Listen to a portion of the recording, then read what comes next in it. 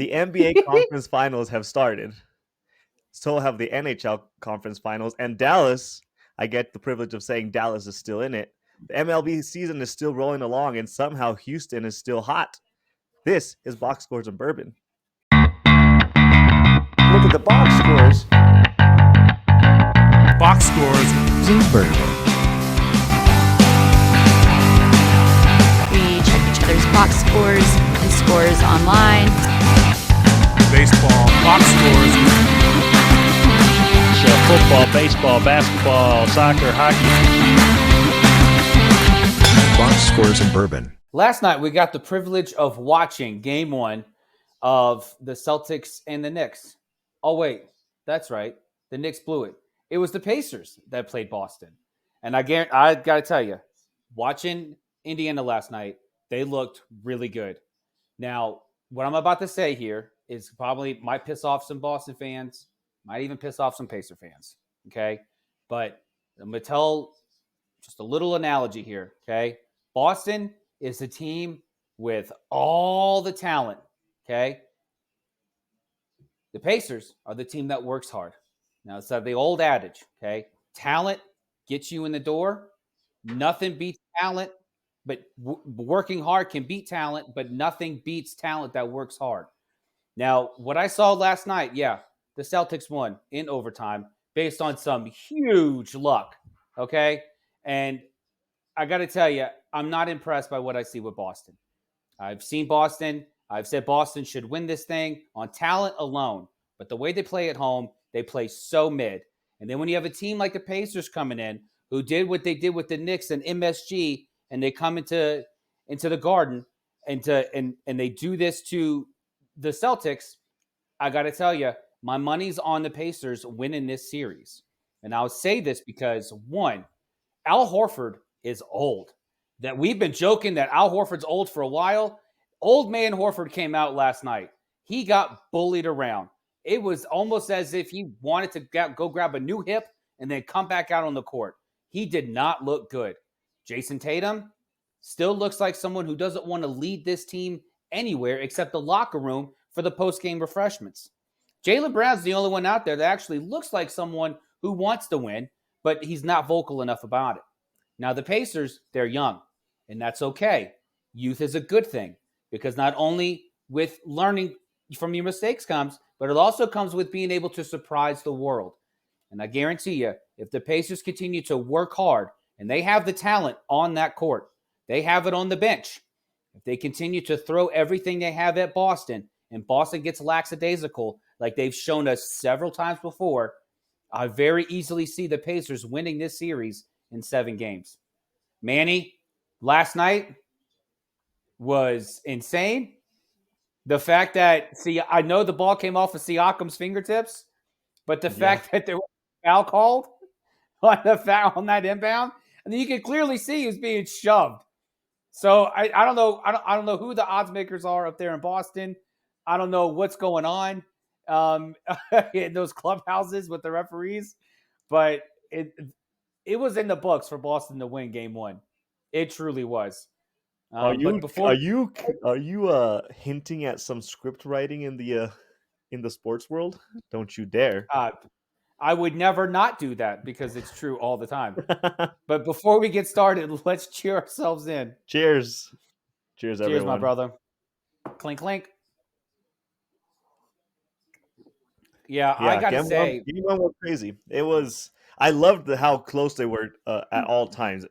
It was fitting that it goes into overtime since the Pacers just seemed like I can't tell if they were running on of adrenaline because they had just finished wrapping up an intense 7-game series against the Knicks, or if they just caught the Celtics rusty because they wrapped their series up 3 freaking weeks ago. But they looked like they could keep up, and that was my main thing that I wanted to see.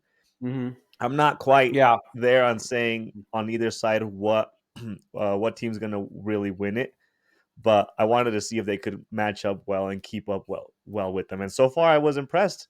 There was nothing that I saw that said they couldn't beat the Celtics 4 times. Yeah. I got to tell you,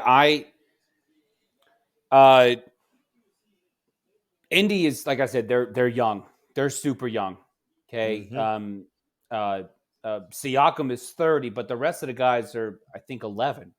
And so, they're just they Halliburton. This is his first playoff run, and he was showing the world last night. Hey, I'm here. All right, I can run point. All right, don't mess with me. And Yeah, it was no about damn matter, time. First up, yeah, I mean, let's it not is give him too about much time credit because because it took he him game disappeared 7. during that Knicks series half Yeah, the time. He yeah, disappeared. he But until I game think 7 that did he comes not with the show up. youth. I think that comes with the youth. I think you got Nimbard, you got Naismith, you got Halliburton. All of that comes with the youth, okay? And so you're going to be learning. You're going to try to figure this out. Nimbard looked like the player of the game for the Pacers. If they'd have won that game, I would say he probably would be MVP. He's making every shot when when the Pacers needed the shot. And like I said earlier, Horford looks old now. Well, I he is think old I think he is old, but Father Time caught up with him. in He the was matter of getting one bullied game. out there. He looked fine last And series. He looked great last game. Game 5 against the Cavaliers, he looked and great. maybe it's just, and honestly, maybe it's this. Maybe it's the fact that they're playing in Boston. Boston is so mid at home. Yeah, what did we say? I've never seen a team who where you play a sport where home court, home field advantage matters, and you could care less. It's a disadvantage for them. I honestly, I don't understand. And they go out there, they just don't eat. They don't care at all. It seems like they don't care. And they got a bunch of talent,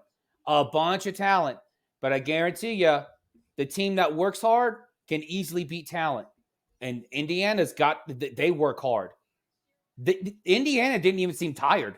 No, They were playing that they game. looked fine. They are so youthful. They got all this energy, and they are ready to go. The only thing I would say is Rick Carlisle's got to figure out a way to get James Johnson out on that court against Boston. This dude's nickname is Bloodsport. Okay, he's 20-0 as a mixed martial artist. All right, he's 37 years old. I get it, but put the dinosaur out there. Let him punch some dudes in the throat. Let him piss off Jason Tatum. Let him piss off Tatum, because Tatum already looks like a guy who doesn't want to be there anyway. And I can't tell if this is the same thing as when I don't know if you remember this, but they used to say same thing about Tim Duncan. Tim Duncan wasn't fierce. He had no bite. He didn't look like he wanted to lead a team. Yeah. He was just out there wanting to play his game. And I get it. The difference was Timmy D actually led his teams to the promised land. And on the court, he did the leading by his play. No, I do remember. He did. That. And they say the same thing He did the leading. Yeah. KD recently. They say Kevin Durant's not a person, like he's not doesn't want to lead, but he leads on the court. Same thing can be said about Tatum. Some guys are just not meant to be a leader of like actual personalities, but they can lead on the court because they're so good at what they're doing. And I can't tell if Jason is one of those guys or if Jason's he's just a phony. Because there are times when things are going right, he is all about getting his flowers. But when things go wrong, he's got some LeBron tendencies. He's crying a lot. And when he's on the bench, he's not talking up his teammates. He's not trying to get them going. He's not trying to excite them at all. But when he's on the court, it just looks like he just doesn't want to be there. It's almost as if he's made leader of the team, but he doesn't want to be the leader of the team.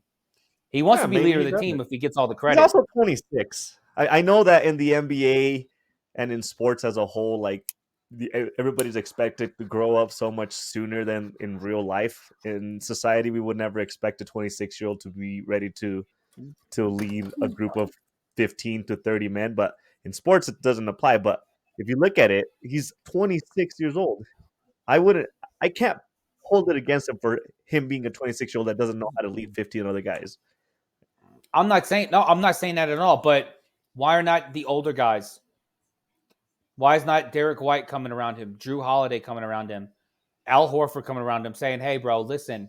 I know Derek White's only 3 years older, but Derek White's been in the league for a minute. Yeah. Drew Holiday's 34? Al Horford's 37. But like, there's why aren't these guys coming to him and saying, hey, yo, You need to be leading this way. And maybe that's part of the problem, is because Timmy D was actually able to lead with his play on the court because he was playing with the Admiral for, I don't Yeah. know, 10 years.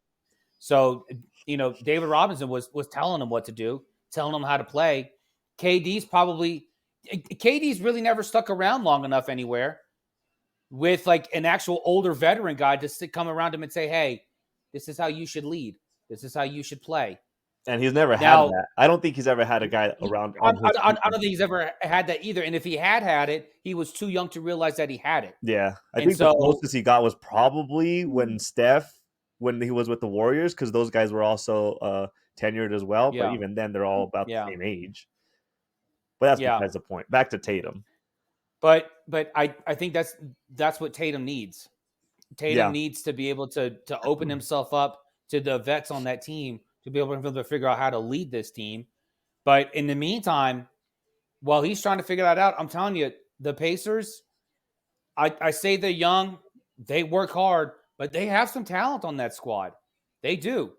But the talent disappears because because the youth is there. It's not consistent, and that's okay. Mm-hmm. That comes with it.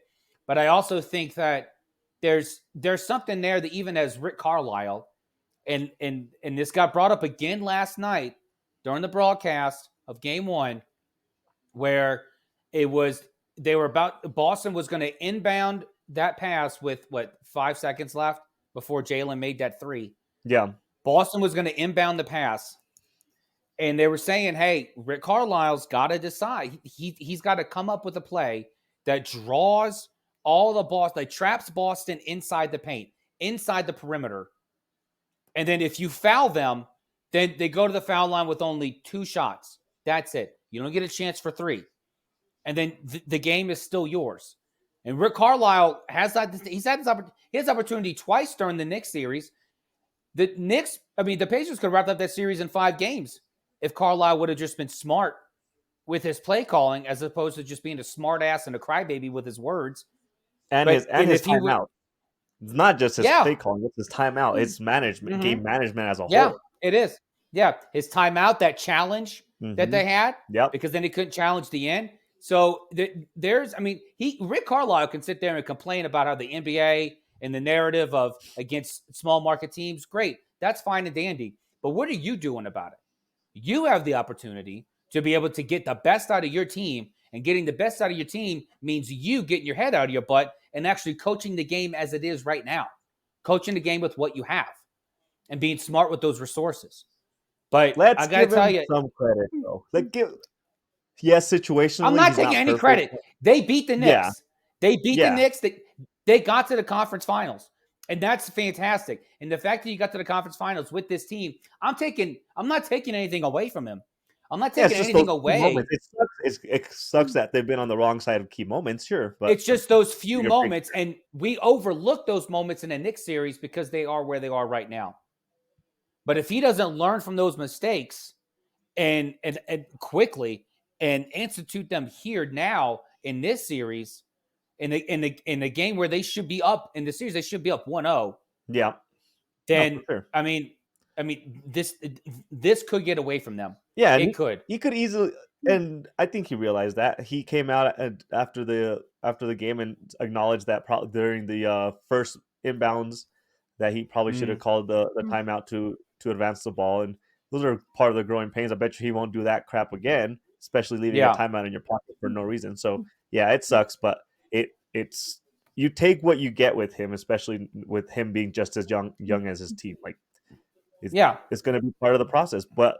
Again, like you said, credit to him for actually getting them to that spot. And he's not like he's been a scrub all year. It's just he hasn't been. Moments are just highlighted because they've been so significant. Look, he's taken the 6th seed to the conference finals. Mm-hmm. And going through teams that aren't scrubs either. Yeah. There's nothing to sneeze at about that at all. The fact that we're even here talking about them even being in the conference finals is coach of the year worthy as it is, especially like I said, with this young team that disappears at times. And I'm not going to say last night hurt Indiana. It's not. This this series is going to go 7 games. It's going to go 7 maybe, games, and maybe I'm not sold. no, Like I said, I need to see a game. it will. It will, because Boston will continue to let the Pacers push them around.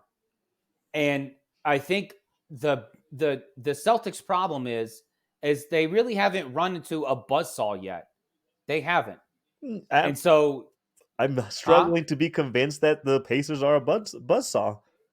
I don't no, think I'm not, and I'm not even saying the Pacers are a buzzsaw, but I'm saying that the Pacers may very well be the toughest team that they play. And it's because they work so dang hard. yeah. They are out on that court. They do not get tired. True. They don't. At the They'll same, make their mistakes. at They'll the- make their mistakes. yeah, But but at the same time, the Pacers gave I think we could both sit here and say the Pacers gave the Celtics everything they had, and they came up short, and it was close with them giving everything they had. They needed overtime to win it, and let's keep in mind they still don't even have Porzingis out there. So if they don't. Porzingis is set to come back, if not game 2, for sure game 3. If this is the Pacers having a great game, giving everything they had, and they couldn't pull it off, it concerns me of what it's going to look like. That's why I'm saying I'm not too sold that it'll be required to have a seven games, because they're only going to get better.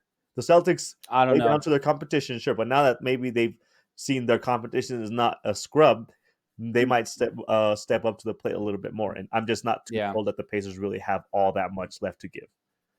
Yeah, and you know what, I disagree with you, only because we've seen this dance with Boston all throughout the playoffs, and like I said, Boston, they've allowed the teams to kind of stick around. Okay, They do. You know, they played the Jimmy Butler-less Heat in the first round. They had the gentleman sweep there. They played the Donovan Mitchell and everyone else less Cleveland Cavaliers. And if it repeats itself, Boston's going to let Indiana win game 2, because both the Heat and the Cavs won game 2 of those series. Yep. But what I'm saying is that Miami was missing its best player. Cleveland was missing its best player. Indiana's at full strength. And if Boston just allows this team to hang around, Indiana will shock them. It will happen. Well, yes, sure. I'm not exactly sure what's going going to to shock them. How many are they going to steal 4 games from them? I'm not too sure that's possible or even close to being. I'm not even saying steal, because it could go something where Boston just gets so shook. Let's say Indiana wins game 2. They go to Indiana. Indiana wins game 3. Boston's down 2-1. They have not been down at all this entire playoffs. They've lost 1 game. We're acting like the yes.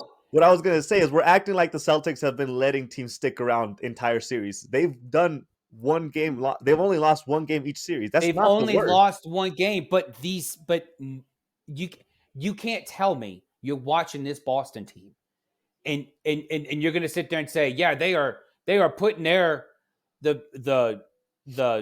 pedal to the metal. They are going, no, definitely. They are letting these. They allow them to just stay, to just, hey, why don't you just come to the top? Okay, we'll just get a little bit more. Okay, we win. All right. That's what I'm saying, is that Indiana is not going to allow that to happen. It's not. And I honestly think that Carlisle's going to figure it out. Okay. I'm not saying the Pacers are going to win this series. I'm not saying that. Boston is still the far more talented team on the court. They are, hands down. Hands down, they are. And you're right. Porzingis isn't out there, and that could be a whole different ball game when Kristaps comes back, whenever he comes back. But I'm saying right now that if Boston continues to play, because they were even playing that way with Porzingis against the Heat. Porzingis was on the court, and they were still playing that way. They were still letting the Miami Heat hang around. Yeah. And all I'm saying is that you can have all the talent in the world, but talent's only going to get you through the door. And it's got Boston through the door of the playoffs the last 3-4 years. Okay. Yep. And they just kicked down the door. But now they're with a team who is healthy and who works damn hard. True. And does not And get young. tired. Does not Yeah. get tired. And if Boston continues to play the way they're playing, all I'm saying is that people need to start waking up and start giving Indiana the credit they deserve. Because it seems like everyone's just going, oh, well, that was, that was more. The Knicks lost that series because of Tom Thibodeau. And, oh, well, Philly wasn't, I mean, Milwaukee wasn't at full strength. That's why Indiana won that series. Okay, great. Who cares? Who cares how you got to where you got to? But you got here. Indiana's not going to feel sorry for themselves that they're here. Absolutely not. And Rick Carlisle shouldn't feel sorry at all. He should be building this team up, but he should also be learning from the mistakes that were covered up, that were veiled over by beating the Knicks. But you need to learn from those mistakes real quick and in a hurry and bring them here into this series before it gets out of hand. No, I agreed. I agree with that. It has to be. They have to learn on the job when it comes to the bigger stage that they've been on. All those players, besides Siakam, because he's been there before. But yeah, they all need to learn on the job and move in quick. Yeah, well, he's also won a championship. Is my point. So he knows what it takes. But let's not. Since we're talking about the Pacers, when we last talked, the Pacers were about to go into Game 7 against the Knicks. So we need to kind of go over what we saw in that series, how that series wrapped up before we dive too much into the conference finals aspect of things. Here's what happened. The Knicks just ran out of gas. Yeah. They ran out of gas. They're tired. That's it. That's it. It was wonderful to see. It was great to see. But there's 48 minutes in the game. There's only so many times you can play Josh Hart and Jalen Brunson. You can't play,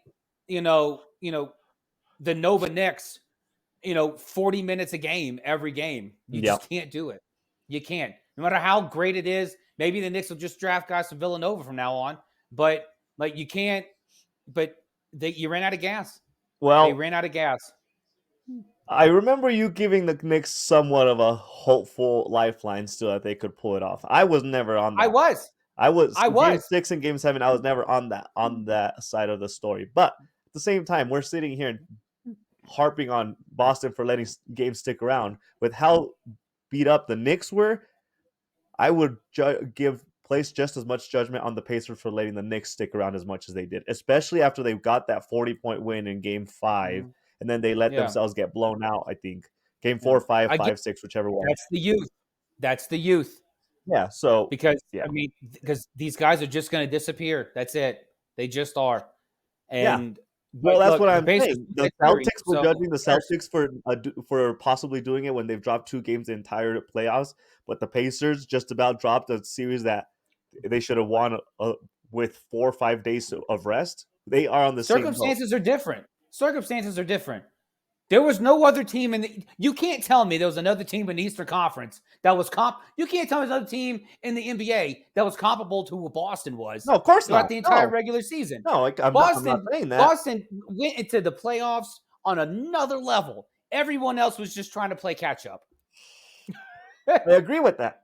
But we're holding Boston's feet to the fire for doing the same thing that the Pacers just did. Because Boston shouldn't be doing this. But they have. They've lost Boston 2 games. has done this. They've lost 2 games total. Because they've allowed it. Yes, Manny. They are 9-2 in the playoffs so far. Yes. Exactly. They have had gentlemen's sweep in the first 2 rounds. But Boston is way too talented. Way too talented. Way too much depth to allow. What are we to allow these teams to stick around? To allow them to stick around. Sweeps through every single round? I'm expecting veterans to play veteran ball. I'm expecting veterans to stick up and say, hey, know what? No, none of this gentleman's sweep crap. No. We own you. We're better than you. We're going to run through you, and that's it. If it was that easy to win 4 games in a row, Denver would still be in it. It's not easy winning 4 games in a row. I'm not saying it is, but Boston, like we just talked about, Boston, yes, they won both of those series 4-1. Congratulations. You're in the conference finals. That's awesome. But the way they played was unacceptable for a team of that caliber. It's unacceptable. There's way too much talent on that team for them to allow the way inferior talent team to stick around the way they did. Boston just lets them Boston treats everything like a cat toy. Okay, they're just going to sit there and they're going to play with it. And so one day Boston's going to hit that toy, and look, the string's going to go up and catch it on the ceiling fan, and then look, the cat's strangled. Whoa! Great. Now Dad's got to come. Dad's got to come home and clean up the mess before kids come home from trombone practice. Why did that escalate so much? I'm just saying this is like Boston. It shouldn't be allowed. Indiana. I'm not letting Indiana off the hook. I didn't let Rick Carlisle off the hook. I'm saying it's real easy to be able to say, hey, look at what we've done so far. Yes, it's a lot easier to say that when all the mistakes you made were veiled with winning the semis. And now you're in the conference finals. Now you need to be able to make sure you don't let those same mistakes happen again. You don't bring them into this series. That's what I'm saying. Indiana's not off the hook. I'm not even saying Indiana's going to win that series. I'm not. But I'm saying that the reason why I think more the reason why they won that Knicks series is because the Knicks got tired. Right. The Knicks got tired. Agreed. The Pacers are young enough, and they figured it out at the right moments to be able to go over the top. That's what I'm saying. Boston and Indiana both have their flaws. They both do, sure. Absolutely they do. But I'm not giving all the credit to Indiana. I'm not. Because Indiana maybe should have won that. They should have won that series in 6 games. So yeah, I'm not. Sure. Yeah. So I'm not going to sit there and say, hey, good job, Indiana, for taking care of the Knicks. I mean, you almost blew it. You almost let them do it. So. And all I'm saying is that the Celtics haven't let us team stick around as much as Indiana did for what the circumstances were. That's all. Not for the amount of games. Yes. Well, I don't understand what you are. I don't understand what the expectation all your is. Flowers for saying that the Celtics only lost 1 game each round. All I I'm get saying is that you're saying like it doesn't look pretty enough, but they're still winning. No, they're not winning by 40. Is that the concern? It's just how it looks. Remember the cat that got strangled by the ceiling fan? Okay, oh, God. This is what Boston does. Okay, this is what Boston does. Well, we sat here months ago and said we were going to judge them based off of what they did in the playoffs, and so far I haven't seen anything that tells me that they're going to screw it up. Maybe in hindsight we'll be able to judge them better. Maybe Boston is just one of those. Maybe in hindsight you'll judge them better because I'm judging them appropriately right now. No, I think will be yet to be seen. Everything is appropriate from this side. No, I don't see think so. I see them exactly for who they are. I see it. Yet I'm still giving them the series. I still think Boston can win this series, just like I said. But if Boston continues to just, toy around with it, treating the Pacers like they're, the Heat and the Cavaliers, you got another thing coming. You could toy around with those teams because the talent was hurt. You can't toy around with this team because the talent is all on the court and they're young and they're hungry. Don't mess with them. We'll judge them by hindsight. But enough about Boston. Let's jump to the other side and what happened to Denver, or what the Minnesota did. Do we give credit to the Minnesota, or do we judge Denver for how that series ended? Give credit to Minnesota. Okay, all the credit to Minnesota. Because even that Game 7, Denver did all they could. Denver was up by 20 points. They gave it away. That's what I'm saying. Denver did all they could. Minnesota took it away from them. That's what I'm saying. Give it to Minnesota. Give it to Minnesota for actually sticking around and actually being the little kid on the playground that says, "No, I'm gonna play with you and I'm gonna dunk all over you." That's what Minnesota did. So I guess my question is, in a better way, did Minnesota win the series or did Denver find a way to lose the series? Minnesota won the series. And I disagree with you. That's what I disagree on. Denver gave They it won away. the series. They won it. Well, okay. I understand the literal aspect of things, but No, also Denver did lose the I'm with series. you on that. No, I'm 100% with you on that. Denver gave away this series. Denver gave it away in games 1 and 2 when they were in Denver. They gave it away. Denver Well, they did. I mean, they just gave it away. And I have a hard time saying it went that far back because they got it together. I say they gave it away in game 6 because they were up 3-2 and then they let them win 2 games in a row. yeah. So No, I think that's would where say the hell happened. the only reason I say 1 and 2 is because it's Denver. Denver was 20. What are they? They were 23-5 in the playoffs the last 2 years. At home? Before Total? Overall 23-5 in that series before they lost those 2 games. Denver's been there before. Yeah. Denver knew. But I think this isn't your dad's Denver team from last year. it's not. It's absolutely Their not. depth No. really, again, like same to the Knicks. Their depth showed, and their lack of depth was definitely present. Well, yeah, because even just the talent level on the court, 5-on-5, that clearly went to Minnesota. That clearly tipped in their favor. And then when you get to the bench, that also tipped in Minnesota's favor. And so the talent level was absolutely, cheated Lopsided. toward Minnesota. It was lopsided. It was. Yeah, it was. It was. But Jokic is Jokic. Jokic is, he's the Vietnam War vet who's showing up all the youngins on the basketball court how to play ball and showing no interest in playing at all while he's doing it. I don't think Denver should have ever been in that series from what I saw and how I saw that series wrap up. The only reason they were in that series was because of one player and one player alone, and that's Jokic. Mm-hmm. Yeah. And you could see how much he carried that team because by game 7, if you actually were paying attention to how Jokic was moving and playing, he was finally exhausted. And it's like I said last episode, he even in his exhausted way, I think he got 25, 27 points in game 7.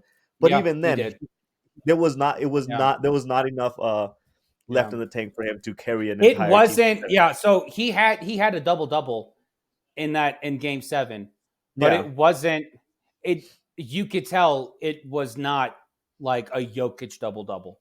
Right. That was he was like, I'm giving you everything I've got. Maybe do everything I can. And that the difference is that how we described it last time. Jokic will put up 27 easily, and he'll look like he could have put up 40 on a casual day. Game 7, he could tell what he had was 27 or 25 points, and that was all he had. That was all he had left in the tank, which I guess is a blessing and a curse for them to have lost against the Timberwolves, because I don't know if they would have had any more success against Dallas. With how they looked, how exhausted they were, going through a 7-game series and then having one day off and getting ready to go against Dallas, they would have gotten probably even more embarrassed matching up against Dallas in the conference finals. Yeah.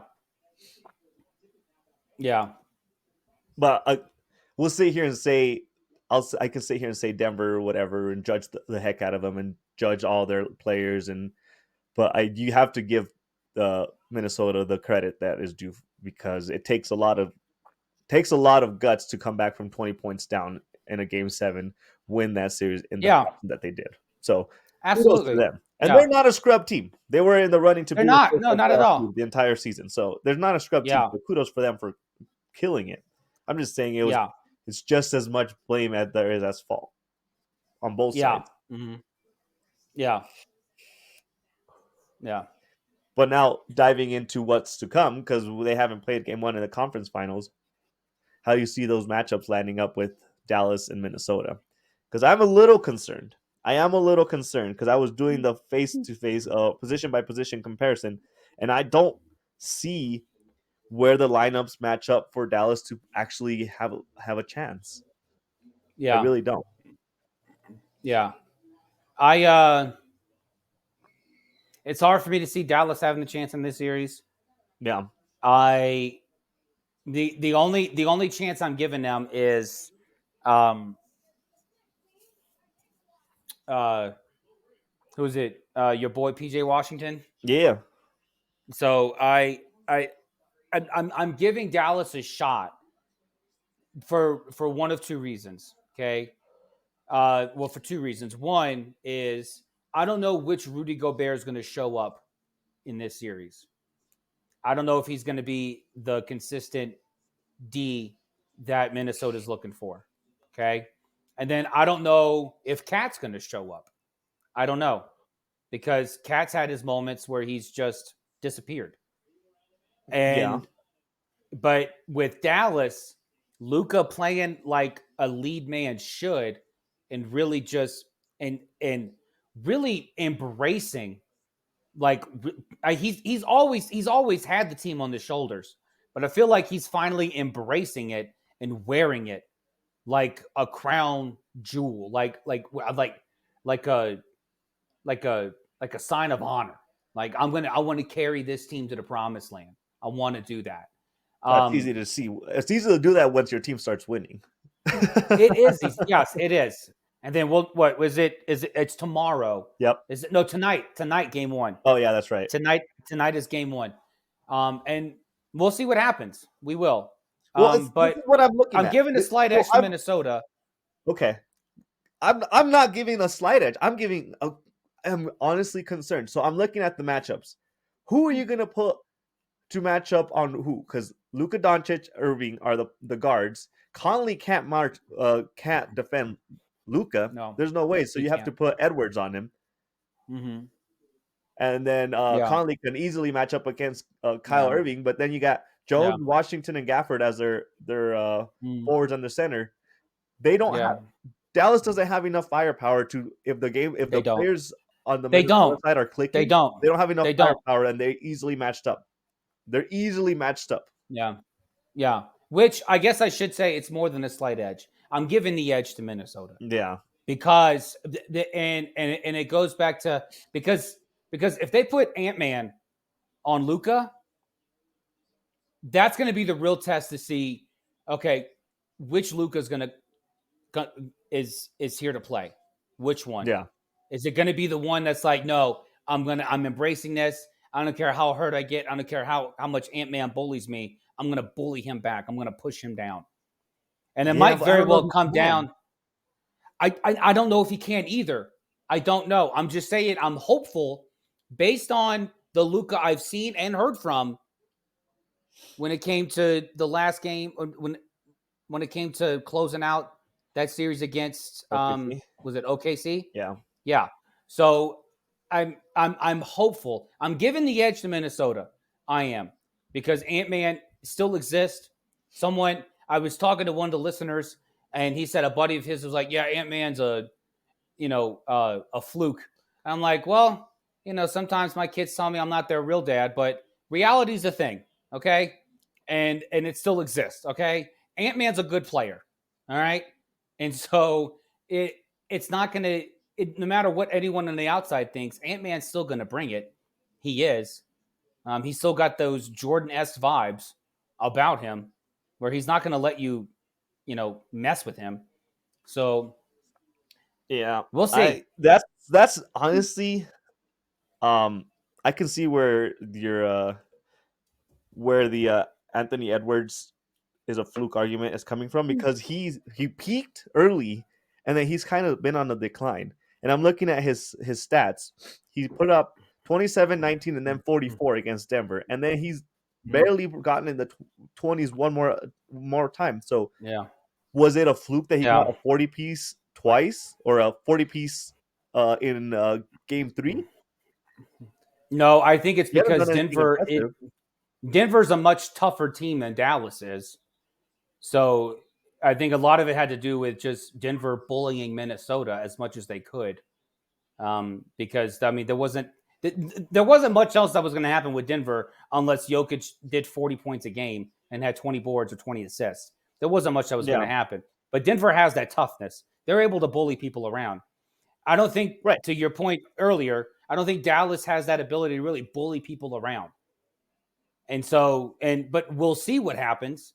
We will, because Luka is nowhere near the caliber that Jokic is. Nowhere Right. near. No, of But course we'll not. see what happens if Dallas can actually kind of just be as much of a bully as Denver was. Well, And Dallas is and not, especially in the playoffs. I'm not They've saying been Dallas winning. is a pushover. No, I'm not. what I was gonna say is, especially in the playoffs, Dallas's forte has been great defense. That's the one thing I can Mm-hmm. give them. Their defense has been one of the main reasons they're winning, not because they're outscoring and Yeah. putting 140 on the board. No, absolutely. Yeah. And I'm not it, but I think there's a difference between defense and being a bully. There's a difference between there. I think defense works against really talented teams, but I think at a certain time you have to be able to push. You have to push. And I'm not saying the Dallas is nowhere near close to being a pushover, not at all. But I think the reason why Denver was able to take that series to 7 after going down 2-0 is because of their bully mentality. It's because they're able to bully people around, because they've been there before, because they know what to expect. Now, they let the big stage get the best of them. They let that game get away. Like you said, they were up by 20, and then Minnesota just they just took it from them. Yep. They took it. So, but I honestly think this is going to come down to matchups. Like you said, Ant-Man, if Edwards is on Luka, then I think everything's going to start from there. Everything's going to start from whoever's on Luka, and if Ant-Man's on Luka, then everything else will just fall into place from there. I think that's Okay, what so give I me think. your two sentence, your pick and your reasoning in 2 sentences between which matchup is going to be more exciting. Which final side is going to be more exciting, the Boston series or the Dallas series?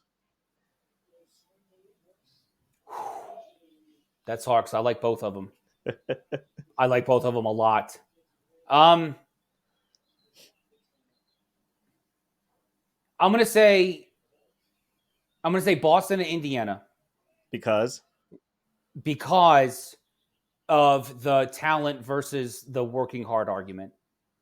And I'm very interested to see, because I've given Boston so much flack for letting teams just hang around, even though they've only lost 2 games. They've let those teams hang around. They've given Boston a lot of flack for that. I want to see if Boston can actually turn it on another notch. I want to see if Boston okay. can actually play like the talented team they are. Okay. And when they can't play like the talented team they are, and you have the youth that works hard on the other side, I want to see how they respond. That's more than 2 I'm very sentences. curious But about it. I'll take it. I'll take it. No, it was More a than run 2 on. It was a sentences. run on. It was a run on sentence. Semicolons were in there somewhere. What about you? So I would have to say that I am most intrigued by the Dallas Timberwolves series, because I'm interested to see what a matchup looks like whenever two top tier defenses match up against each other, while they also have a lineup full of shooters that can actually score. Because Dallas is not Okay. a scrub for scoring, and on a good day, Timberwolves have 4 guys that can go 20 points on the scoreboard. Yeah. So they match up as far as ability well. I'm intrigued to see how the matchup will go player by player, but that is my most intriguing matchup. Okay. Love it. And on that note, let's talk about the other conference finals real quick. Yes. Last time we Which were start talking tonight. Your who was it that was playing while we were It was the Rangers and the Canes, Game 6, and Kreider he had a hat trick in the third period. The Rangers won 4-3. That's right. It was the Rangers. Rangers won 5-3 because they had that empty netter. And that was funny because the moment we got off from recording is when the final horn blew on that. Yeah.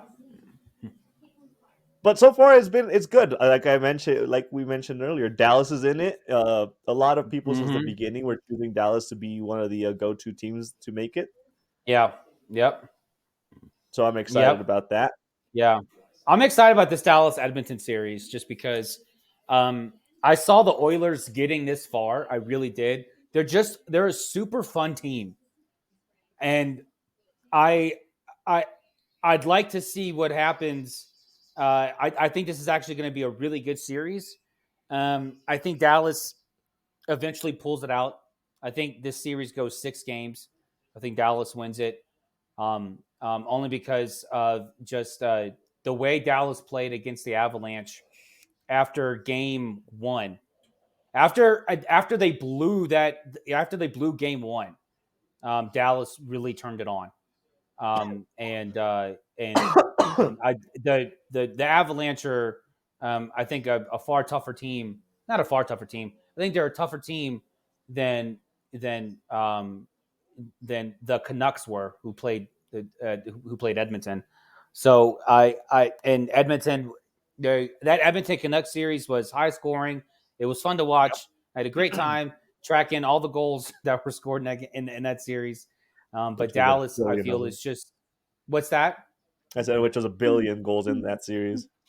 So, but this Dallas Avalanche series is going to. I mean, the Dallas Edmonton series is going to be fun. Dallas, I think is just going to pull it out. Um, it's really hard for me to root against the Stars. One, because this was a team that I had picked to go really far into the playoffs. Ottinger's been um, really good. He's the goalie for Dallas, and so it's just I'm gonna have I'm gonna have fun watching this series just because I want to see what kind of a pest Edmonton can be to Dallas. Yeah, It's like it'll be that. fun. Edmonton's the little brother in the back seat. I'm not touching you, can't get mad. I'm not touching you, can't get mad. They're a And little so pesky team. and so it's going to be a lot of fun to watch. But Dallas is far too talented to let this go. Dallas is the number one seed in the Western Conference for a Yeah, reason. true. And what they did against Vegas after nearly blowing it Yeah, against Vegas in the first round. After going down, after going down 2-0 to Vegas, um, the Stars have been 8-2, no 8-3. So and it doesn't seem that way because they kind of not, I mean, kind of a lot like Boston, where it seemed like Dallas would just go ahead and just kind of see what would happen. But yeah. they kind of have those same issues. But they've gone 8-3 since going down 2-0 to Vegas in the first round. And Definitely a so wake up moment. A lot of teams need that. yeah, Maybe wrapping it all back together to Boston in the NBA. Maybe Boston needs a close call loss to get it together. yeah, What maybe, yeah, what I'm surprised about is that on the other side, the Rangers versus the Panthers series, the Panthers are yeah, favored by consistently favored to win that series. It's not yep, it's not like yeah, it's like a blown out. They have like a 70 80 yeah, percent chance to win the series. I think they're projected to win. mhm, They have like a 55% chance of winning the series. yeah. But Hmm. I was not expecting them to be the favorite considering how well the Rangers were playing. No, I'm not surprised by those predictions. I think they're wrong. The Rangers win this series. I think it goes 6 games. I But respect you that you're wrong. Is that what you're saying? but but it's not surprising that people would say that, because I've said this whole playoffs, Florida is good at everything. They're good at everything. And the Rangers are terrible with D-line play. They're awful. Yeah. Like Shesterkin can only do so much. But when you're allowing 50 shots on goal a game, that's going to wear a dude down. and that's what happened. That's what happened in the Carolina series. Mm-hmm. The Igor had he was making blocks and saves that were just like, whoa, where'd that come from? And then some of these goals were just like, well, how did he not stop that? He was just tired. He was winded in that series. And Florida's good at they are good at they are in the baseball world. We have the 80-20 ranking. 50 and 55 is like mid-range.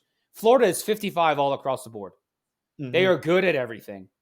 The Rangers have some of the they have some great offensive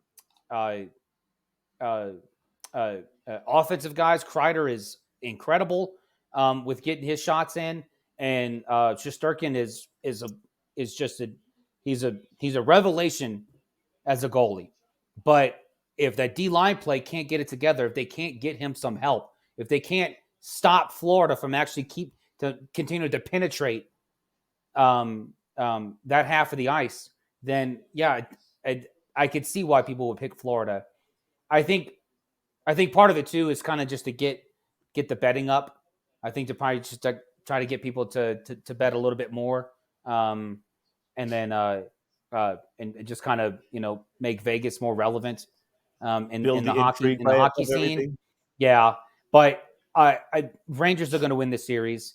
I've said from the beginning it was probably going to be Stars. I said from the beginning it's probably going to be Avalanche and the Rangers, but I gave the Avalanche a slight edge over the Stars. Yeah, I'm not surprised to see the Stars here. I'm going to stick with the Rangers winning the Cup, but and they'll win it in 7 games over the Stars. You'll want everything to go 7 games. You're sitting here telling me wouldn't you? Gonna push. Yeah, but why wouldn't you? Not most series. I understand you got comfortable with the semis in the semi rounds or second rounds. This is hockey, though. Game 7. Home ice advantage does not matter. It just doesn't matter. It's a one-off for 3 out of the 4 series to go 7 games. It's not no norm. Let's be honest. You want everyone to go 7 games. The Dallas series wins 6 games. Edmonton series wins 6 games. The Florida series wins 6 games. The Rangers series wins 6 games. It's not out of the realm of possibility for me to believe that the 2 best teams remaining in the Stanley Cup Finals, the 2 number 1 seeds, could go 7 games. No, it's 1 game more than 6. It's the number after 6. To go 7 though. Last round. I thought they would. You thought they went 6 games. Was gonna go 7. They went 6 games. I know. That's not 7. It's not hard. Not 7. You're ridiculous. All right, let's move on to baseball. Yeah, let's give baseball some love because we feel like there's been so much going on in fairly enough, but baseball has to take a little bit of a backseat as there's playoffs happening. Now that they're wrapping up, now we can give you some love. So let's talk baseball. Let's do it. What's your biggest surprise so far that you've seen? My surprise?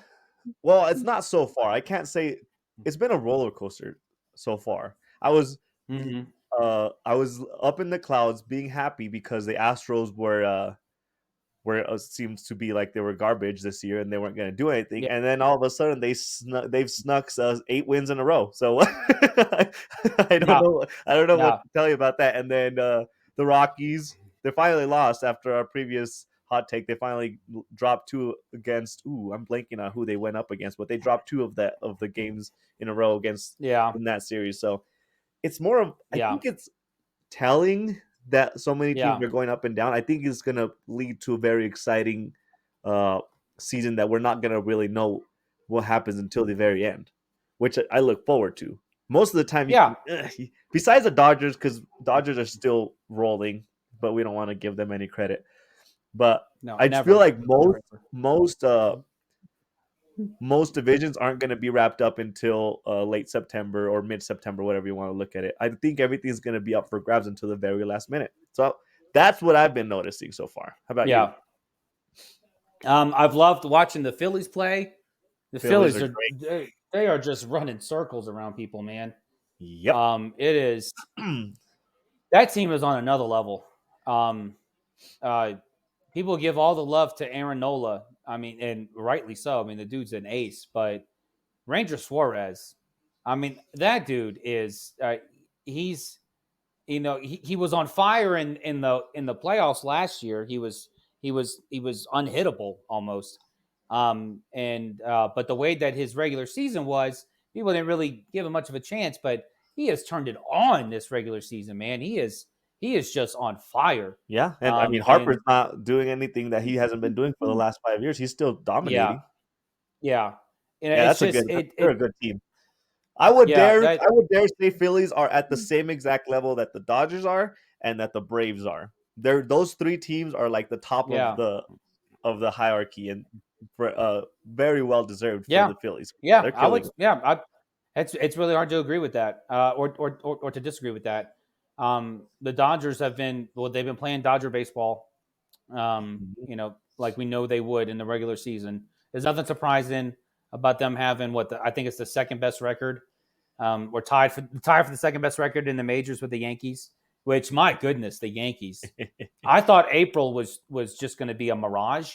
No, the Yankees have hit another. They've had another gear in May. Nah, I love to Another hear it gear, from you. I love and to hear it. I'm going to give the Yankees some flowers here. I mean, they're not even playing at full strength. No. And Garrett Cole's supposed to come back next month. Yep. Which is great news.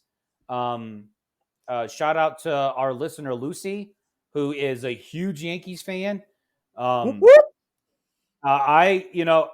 It's that Soto trade is coming out.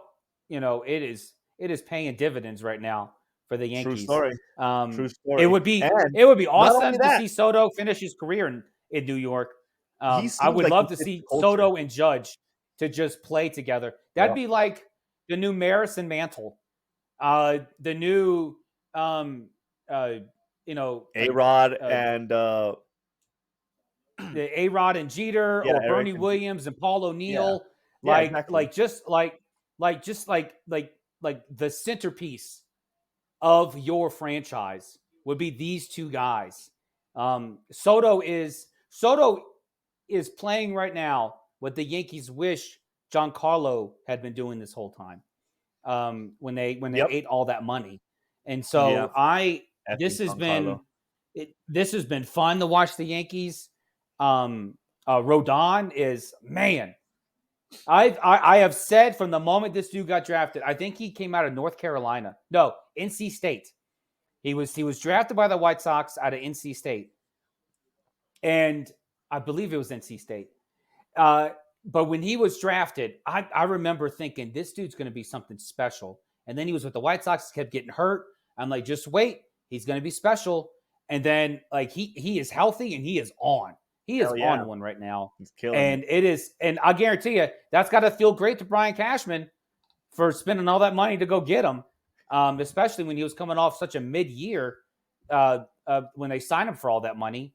And so having Rodon at the top, maybe Nestor will continue to be consistent. And I'm not really sure what to get from him.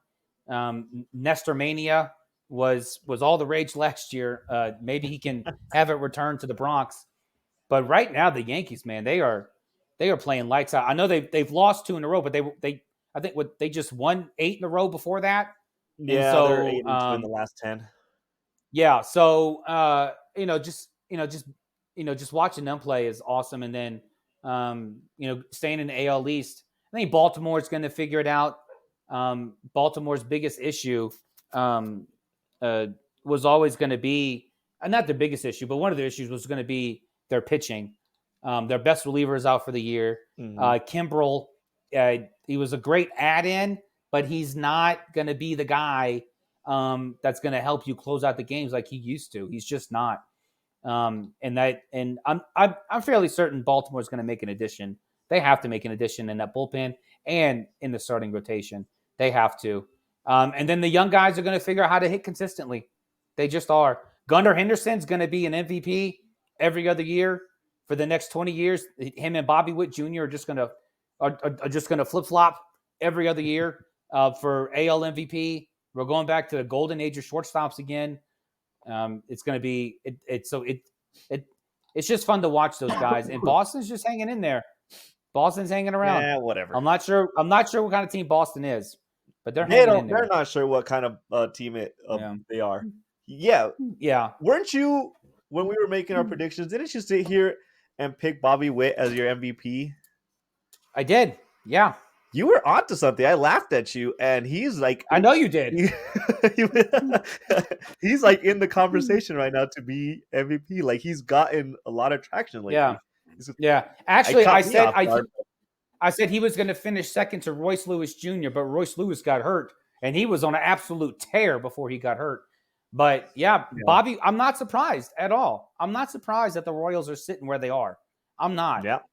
He's averaging JJ, 303 on base percentage, 361. Come on. That OPS is 905. Yeah. That's impressive. JJ Piccolo, the GM for Kansas City, he sat down with Salvador Perez, who's still only 30. He's only 32 years old. I feel like this dude's been playing since I was in diapers. That's how long he's been playing.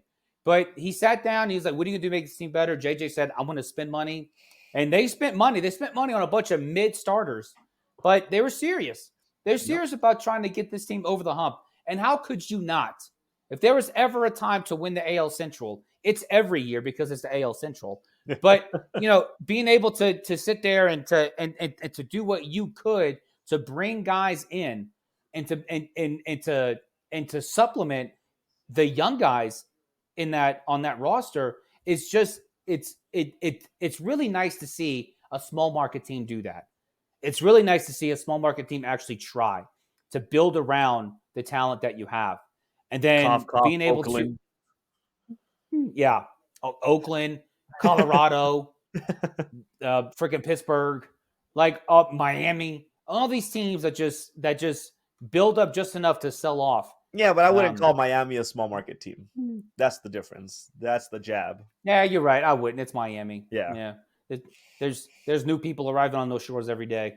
So I just watching Kansas City play. That's a lot of fun. And then the Indians just keep winning with their offense, man. Guardians. Guardians. I didn't misspeak. Guardians. No. JB. No. Yeah, they're sneaky good. The Cleveland's I didn't realize it. I wasn't not tracking the Guardians at all. they're in second. No place one right was. now. No one was. But and I think it had a lot to do with the fact that usually it's their pitching that's carrying them. It's their offense that's carrying them, man. Their offense, And so watching them, and then the AL West is so weird. Every week you check the standings in the AL West, and someone else is at the top. I think every team's had a chance to be the top team in the league. I think the Angels were at the beginning of the season. Yeah, when I'm just kidding. They weren't because they don't win anything. 2 games or something. But no, 2-0. the Angels were never at the top ever. But they'll always be at the top if you turn it upside down. Oh yeah. But the Mariners are quietly becoming the team. Yeah, they're the one that just gave the Yankees the last 2 losses. Yeah. They were down. What was it? 4-1 in the 9th inning, and they scored 4 runs and won 5-4. The Mariners are slowly becoming that team. The Rangers are trying to figure it out. Jack Leiter didn't look at all competent on the mound. His first couple starts. Maybe the Rangers rotation can figure it out. The Astros, I think we're giving them a lot of credit, but we shouldn't because now they're better than the Angels and the A's. Okay, great. You should be better than the Angels and A's. All right. All I said was that they've won 8 in a row. Actually, they lost recently and had to reset. But yeah, they won. They did. Yeah. So, but either way, that's what they did. I didn't say they're dominating. Yeah. I just said they're no. better. Yeah. But and now the Astros are 5 games out. I'm really hoping that now that the Mariners are slowly starting to figure this out, that as the Astros begin to maybe try to get back to 500, the Mariners continue to win and they continue to stay on top for the rest of the season. I see no reason that the Mariners can't. That Mariners rotation is too good for the team to only be 5 games above 500. They're just too good. So I still have I picked the Mariners to win the AL West. You did? I still have the Mariners winning the AL West. I do. Why not? And then moving to the National League, We talked about the Phillies. The Braves, man, the Braves are just playing so weird right now. That offense is quiet. They're It's weird. Yeah, quiet. they're making And they're losing yeah, games they shouldn't be losing. They're making mistakes yeah, that they shouldn't be yeah, making that they shouldn't be making. yeah. They're just weird. I The think first, yeah, yeah. are they just like becoming the complacency team where they just know they're gonna make the playoffs, so they don't really they're No, not I don't know. really I it invested? no. This is just an offense all around that's just not producing. I mean, that for the first 20 or so games of the season, the Braves are averaging 6 runs a game. The last 20 or so, it's been 3 runs a game, which sucks because you have you have Chris Sale, you have Reynaldo Lopez, who has just been a revelation in that rotation. When the Braves signed Reynaldo Lopez in the offseason and gave him $40 million, like, why are you giving a reliever $40 million? And they're like, oh, wait, no, he's going to be a starter. Like, he's going to be a starter? Are you kidding me? But the dude's been he's been stellar. Charlie Morton, he's still he's still the legend of Bagger Vance. He's Benjamin Button. He's going to age backwards the rest of his life and still pitch out of his mind. But it's this offense that is just Matt Olson he is mired in a slump right now. It is just the Braves are playing the Cubs right now in Wrigley, and before last night, Acuna was in a slump, but Acuna had a 2-run homer and a double last night. So maybe his bat's starting to wake up a little bit, but that lineup is just not producing. It's Well, they just better be not. careful because they're 6 games behind the Phillies, and the Phillies don't seem like they're going to slow down. No, So they're not. But they have to. it's like that old going. adage: if you're the other team, you want your opponent to start hot early because eventually the odds are that they're going to slow down and then you'll catch up. So I'm not saying that's the Braves are sucking or playing subpar baseball on purpose. No, I'm just saying that the fact that the It Braves plays in their benefit. yeah, I mean the Braves' hot start has benefited them now because they're only 6 games out, and the Phillies turned it on, and they just keep turning on more and more and more, and they lost Trey Turner, so they lost it's like having a truck, like a supercharged truck, and you lost one of your spark plugs, and you're like, it's fine, I'll go faster now. Like it's just it's weird. It's weird. And so, but the Braves will figure it out. The Nationals, Mets, and Marlins, they're all fighting to just not be last. The Marlins But aren't too hard. and I said this at the beginning of the season, and you laughed at me. I said always the laugh at Nationals you. have- If you're gonna hold Yeah, things you always against me do. that I laugh at, we're gonna be here a long, long time. We're gonna need longer episodes. What did I laugh at? I said the Nationals will finish 3rd in the NL East, and you're like, the Nationals? The Nationals. Look, I know they're 2-8 in their last 10. Okay, but hear me out. Okay, they're not the Mets and the Marlins. That's my argument. Okay, and That's the not a Mets very and the good argument. Marlins are just gonna. The Mets will continue to Met. The Yep. Marlins will continue to be lost deep sea fishing until as old as time. Okay. Well, let's be But fair. When you said I laughed at you about it, I did. But at the same time, I looked at the division again. I'm like, see, okay, yeah, that's possible considering the Mets and the Marlins are there. So I did see where you were coming from. So I didn't just laugh it off. But yeah, is it impressive if they finish 3rd in their division? It's not that impressive. it's not impressive. But I wasn't saying the Nationals was going to set the world on fire. Well, no, I of was course just not. that the Nationals would finish 3rd because the Mets are the Mets and the Marlins will always be the Marlins. Yep. The NL Central, I love the fact that my Cubs are 27-22 and they have not been at full strength all season is a They look testament good. to Craig Counsell. And they have lost some games. Adbert Alzolay, who was supposed to come in and just continue to set the world on fire as a closer, he was just not there at all. Now he's in the IL. He's getting a second opinion. Hopefully it's an injury. Weren't they You always Weren't they the team that Huh? cooled down the? Weren't they the team that cooled down the Rockies? Was that who? no, No. that wasn't the Cubs. No. Anyway, But no, but the Cubs, they always say when a player's underperforming, you would much rather it be an injury than mechanical. And so hopefully, and I would never wish anyone to be hurt, but in this instance, I'm hoping it is an injury which was why he was not making his pitches. He just wasn't. And it was so bizarre. It's like, this is not the Alzolay from last year. And then you have the Brewers up at the top of the Central. We all thought, oh, Craig Counsell's leaving. But Pat Murphy, who was Craig Counsell's college coach and has been Craig Counsell's bench coach for, Lord knows how long, he's carried the Brewers to 28-20, but there's some stats out there that said the Brewers are probably one of the luckiest teams in baseball right now when it comes to hitting. So you should probably, expect some negative regression there as the season rolls on. And then the Pirates, the Cardinals. Let's talk about the Pirates for 1 second. Let's not just glaze over the Pirates because I'm not. No. I'm going to get there, but okay. You go ahead and steal my thunder. Go ahead. No, I wasn't stealing your thunder. You just started listing off the bottom three like you were just going to glaze over it and pretend like they were. I was going to go back to the Pirates, but let's talk about the Pirates. What are you going to say about the Pirates? Well, I'm more impressed by a single player on the Pirates instead of the team as a whole. Their newly starting pitcher, Paul Skeens. Is that how you pronounce his last name? Yes. LSU alum, baby. Yep. Yeah, they just brought him up, and he is killing it. Impressive. Yeah. He's dotting the box like no other. He was. Didn't he throw? I think was it his first game or his second? One of the first few games, he threw like 200+ pitches in a row. That was his first game. That was against the Cubs. Yep. Yep. Oh, I'm sure. And then his second game was also against the Cubs.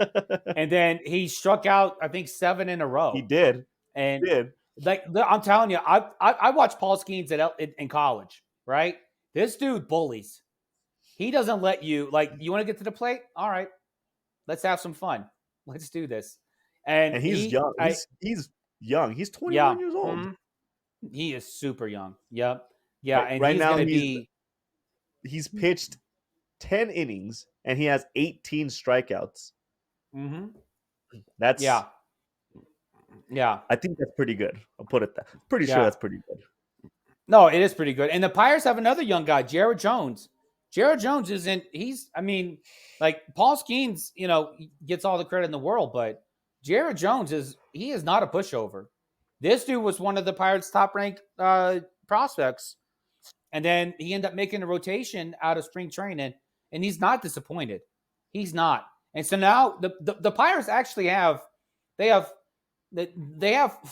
really good young starters. They do. If you count Mitch Keller as a young starter. You got Keller, Skeens, Jared Jones, and you got Bailey Falter.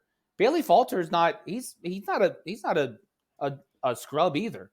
So I mean, but this is all, just par for the course. At one point the Pirates had Garrett Cole. At one point the Pirates had Chris Archer. It's at one point the Pirates had Tyler Glasnow. Like it's not a new thing for Pittsburgh to have these great starting pitchers. It is an old thing that their offense is just terrible. Like that. I mean, unless of course they're playing against Kyle Hendricks and they look like the greatest team on the planet. You threw Kyle Hendricks on the mound against the White Sox would look like, whoa, this team's come to life. Wow, where are they going to go next? And then they just get shut out for the next 11 games if they play Kyle Hendricks again. But I'm telling you, like the Pirates starting pitching is really good. The biggest surprise here is that their closer, David Bednar, is not he is not playing or pitching the way he used to pitch. I mean, I don't know what's going on there. I don't know if it's mechanical. I don't think he's hurt, but it's been a little bit of a struggle for him. And he was one of the crown jewels last year and the year before that at the trade deadline. They're like, who's going to give up what they need to give up to get Bednar? Hell, I wanted the Cubs to give up what they needed to get Bednar because he is a formidable presence on the mound, especially when he's pitching right. The Cardinals, gross, and then the Reds. They were my sneaky pick for winning the division. I will Yeah, I know they were. retract I know. that. I'm telling you, Ellie De La Cruz, still a superstar. Hmm. That dude is fun to watch. But that's about all Oh they have. man. Oh, but He hey, is. talk about. I mean, hey, if you're gonna have one thing, hey, have a 5-tool player on your team that just lights the world on fire every time he comes to the plate. That is fun Something to about watch. having speed at baseball is so nice. It's not a thing that you usually look for in baseball. You don't necessarily need speed to be good at baseball, but he's bringing that aspect to the game and making it so exciting to watch. Yeah, So I yeah. love it. But besides him, there's nothing else going on.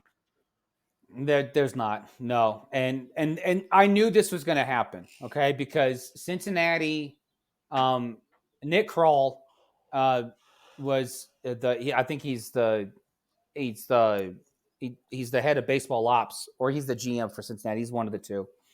But he was hell bent on relying on just the youth movement from last year really carry this team into this year, and they did nothing to supplement the team to make a playoff run last year. Nothing during the deadline. They did nothing. They got a reliever. Yeah, great. And then this offseason, their biggest signing was Heimer Candelario, which when they Yep. signed him, they're like, you got 80 infielders. Why you need another one? But I mean that turned out to be a blessing because Marte went on 80-game suspension for PEDs, and then other guys got hurt, so he's been playing both third and first, which isn't bad. I mean, it's good to have that depth, but I mean, even when that's your high sign player, and when after he went to the Cubs last year, he cooled off considerably. He wasn't the player he was with Washington in the first half of last season. But I'm not surprised to see this. I'm just not.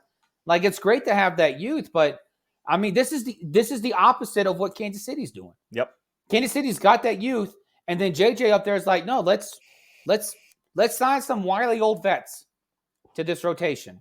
Let's get some innings. Let's build these guys up. Let's give them some hope that hey, we are standing behind you.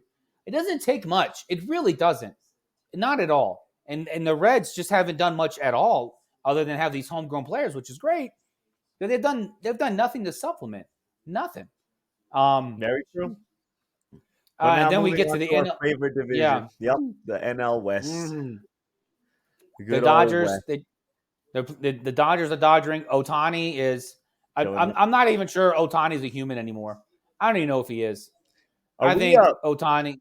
are we too sure that I mean I know it's never happened before, but what are the chances that they will give MVP to DH this year? Because if there is 1 year, it would be him this year. Oh, absolutely they would. Yeah, and you should. Yeah. The dude's batting 356. He's got 13 dingers. He's got 34 RBI. He scored 39 runs. I mean, and this dude doesn't even play in the field. Nope. He just comes to the plate. That's all he does. And That's steals all bases. he does. He's a good base runner. Have you? I was not He tracking is a that good he was base such a runner. good base runner.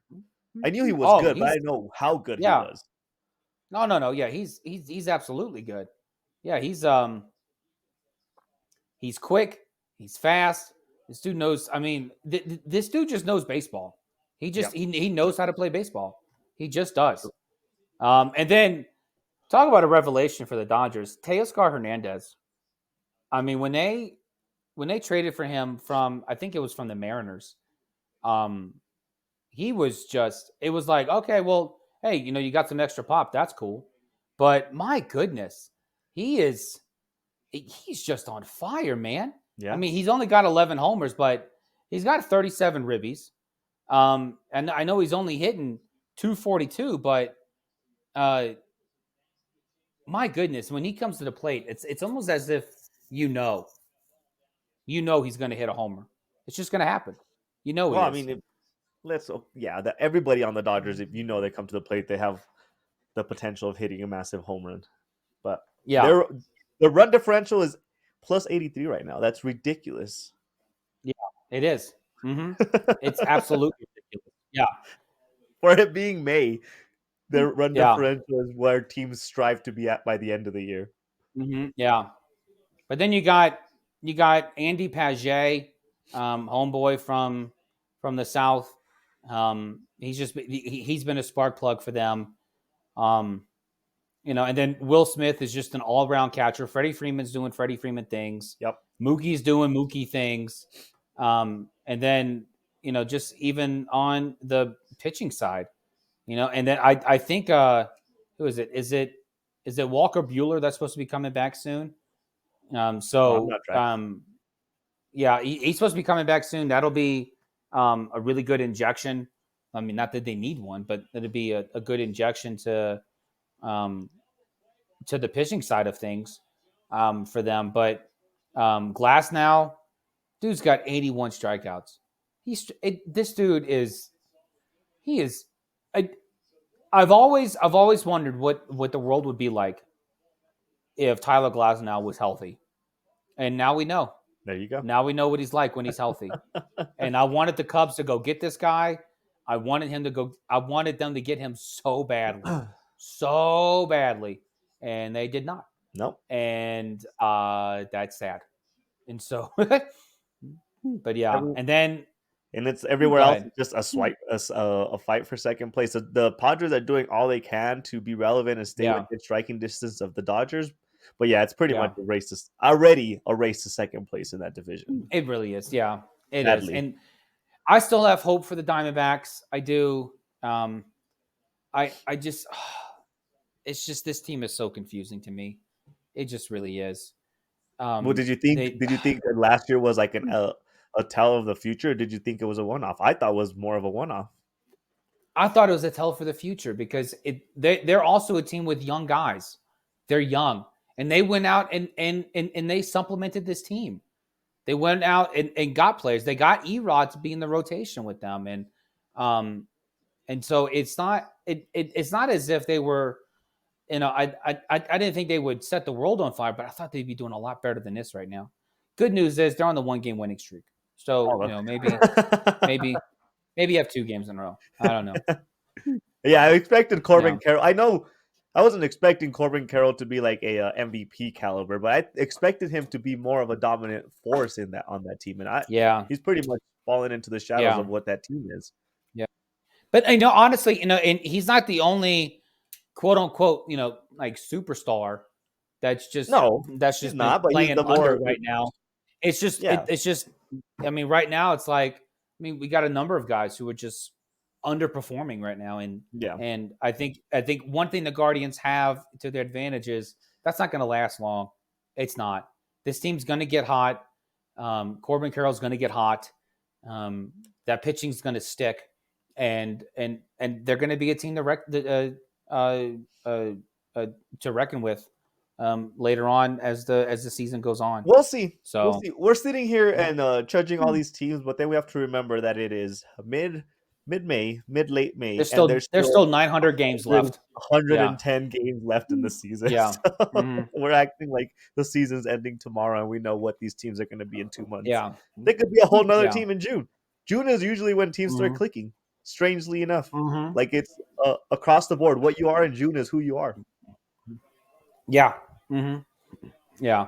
So, all right. What do you want to move on to next? You want to do Fix of Six? Do you want to do Mount Rushmore? We have our Mount Rushmore coming up now. If you are ready or not, here we come. Let's do it. Let's spin it for you.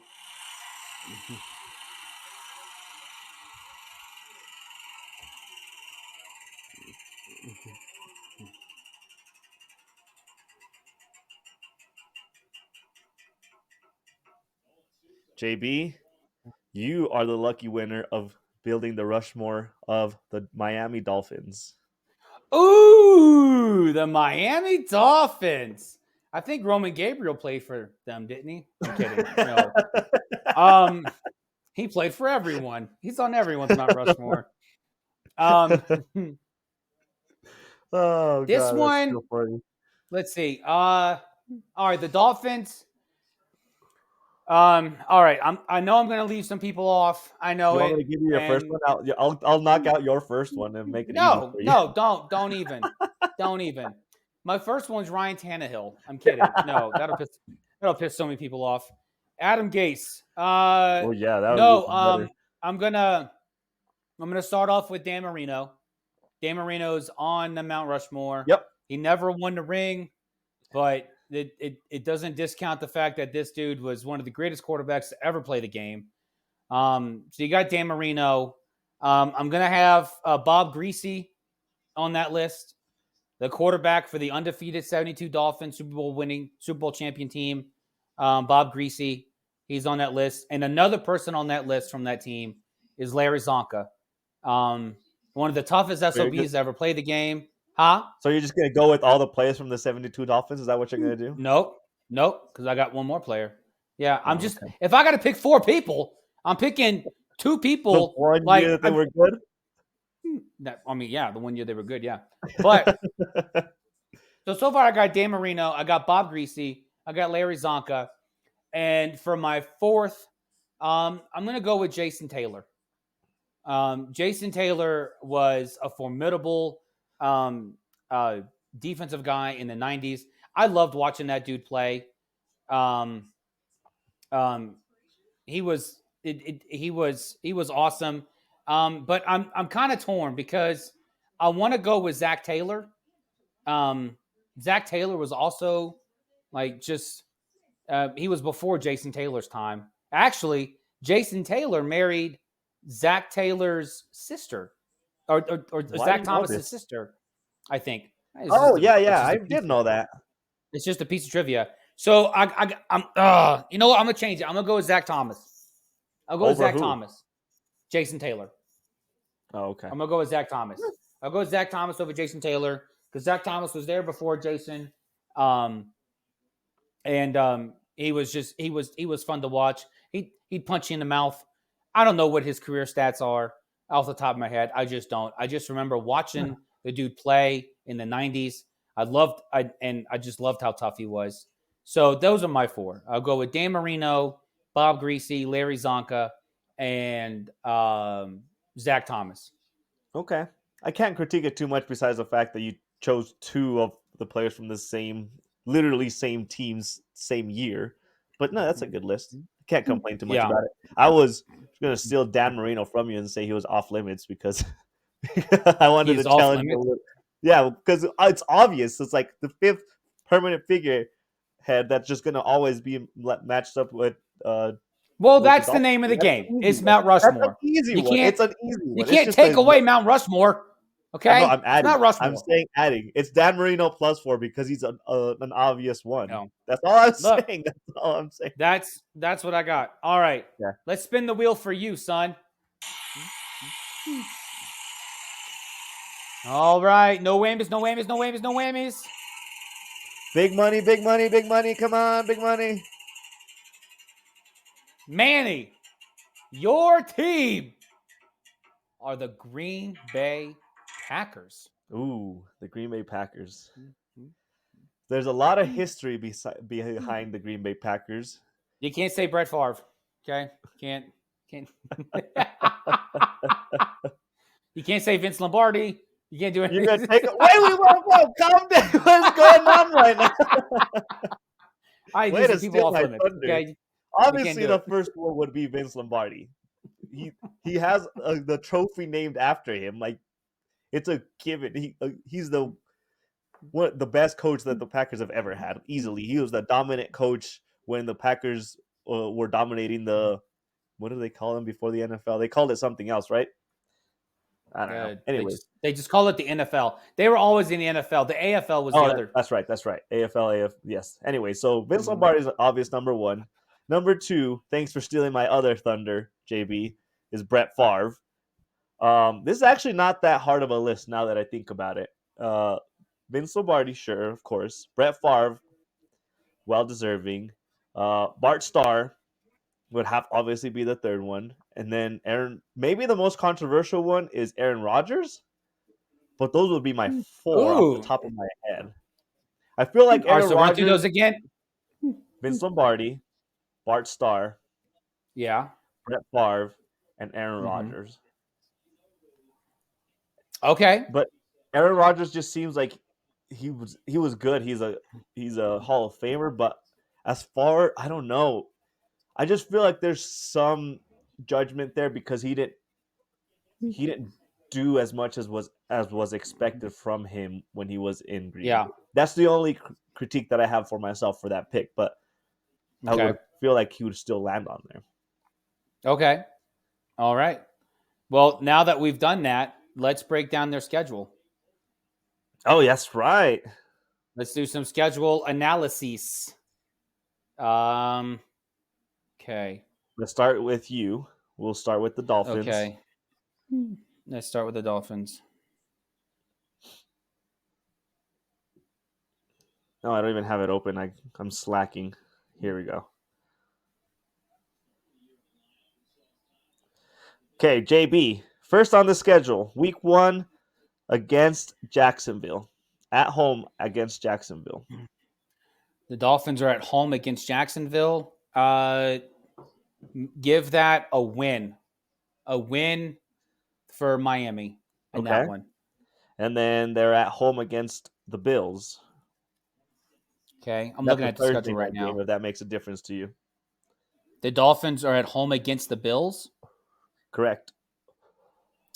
Give that one to Buffalo. Okay, they're 1-1. And then they go to Seattle. That one's going to go to Seattle.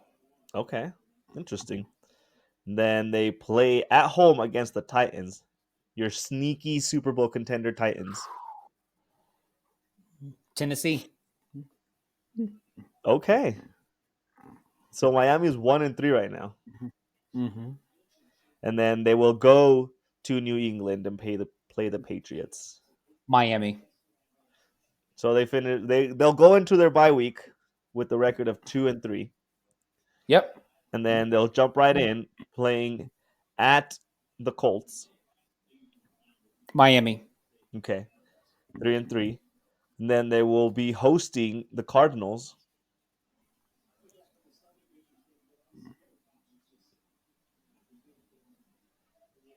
I don't know. That Arizona's one's not hard. going to win every game this year, but that's going to be a tricky game. We don't know what the Cardinals are, and I'm on the same boat with Yeah. you. I don't know who the Cardinals are going to be this year. Give me Miami.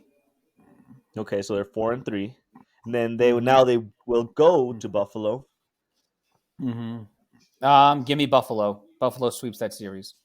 Buffalo's going to sweep that series. It's not even going to be cold weather quite yet. It's early November. You still not going to give Dolphins a split? No, Buffalo. Give it to Buffalo. Okay, so they're 4-4, Mm-hmm. and then they will go to the Rams, The Rams. 4-5, and then they host the Raiders. Miami. Okay, I think the Raiders. I mean, not Miami. Give that to the Raiders. I mean, so they're I think 4-6. Are they 4-6? Yeah. Yes. Okay. Yeah, I think the Raiders are going to rough up Tua. That's fair. And then they will host the Patriots. Miami. Okay, 5-6 at the Packers. The Packers.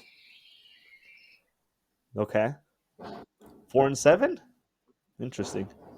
5-7. They 5-7. Yeah. And then they will go to Green Bay. Yeah, and that's a win for Green Bay. So that's the 5-7 right there. Yeah. Oh, okay. Yeah.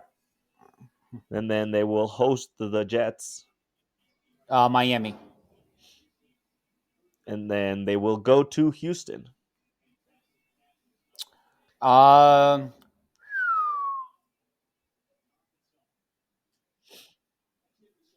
Miami. You think Miami's going to beat Houston? I don't know what time. I know Houston went on that tear last year. I just don't know if they're going to repeat that. Yeah, I know. I don't know if they will. But you have them at what? 5-7, 5-7 right now, and you think somehow the Dolphins are I going have to them be at playing 6 hard and enough to 7. be I competitive? have them at 6 and 7 going to Houston. Interesting. And then so Houston, Miami wins, so that's 7-7. Yes. And then they will host the Niners. The Niners. Okay. And then they will go to Cleveland. They will beat Cleveland. And then they will finish the season at the Jets. They will beat the Jets. Okay, so they finish on a little bit of a streak. So were they 9-8? Yeah. 9-8. Yeah, That's okay. that's a pretty Dolphins record. They'll come back to 9-8. earth from there. What did it finish? Yeah. What, 10-7 last year? 10 and yeah. Yeah. Some of those games might flip flop, but yeah, 9-8 is a pretty good. I feel like that's a pretty good spot to put Miami. Interesting. I would have gave them a couple more wins, possibly, maybe a one or two more. Well, and I don't know. I don't know who Tua. I've known who Tua is so far, and I think we all know who Tua is. I don't think Tua's going to find another gear here, no matter how many No, but commercials he's he gonna does with find his another brother. weapon. Is the only them adding OBJ. I think gives them another win because now there's 3 weapons that they have to defend on what is already a pretty explosive offense. Does OBJ play for them? Did he sign with them? They did.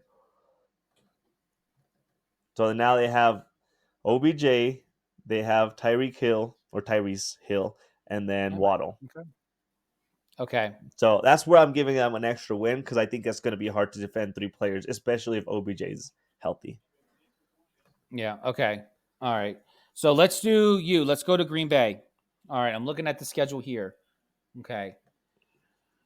Green Bay opens the season at home against Philly. Ooh.